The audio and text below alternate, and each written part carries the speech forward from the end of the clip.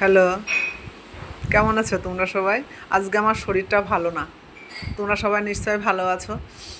ঈশ্বরের কাছে এটুকুই প্রার্থনা করি, আর যাই হোক না কেন মানুষের শরীরটা অন্তত ভালো দিক। শরীর ভালো না থাকলে পৃথিবীর কোনো কিছুই ভালো লাগে না, খুব কষ্ট হয়। আজকে বিছানা থেকে নামতেও পারিনি।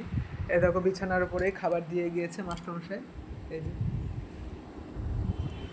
এটুকুই এখন আমাকে খেতে হবে, একদমই পাচ্ছি না। খুব কষ্ট করে গিয়ে স্নানটা করেছি, কারণ আমার বহুদিন থেকে সকালে স্নান করা অভ্যাস। সকালে স্নান না করলে আমার খুব কষ্ট হয়।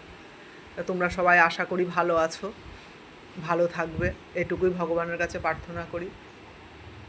এই যে রুটিটা দিয়েছে, খেতে ইচ্ছে করছে না, কিন্তু খেতে তো হবেই, কারণ ওষুধ খেতে হবে।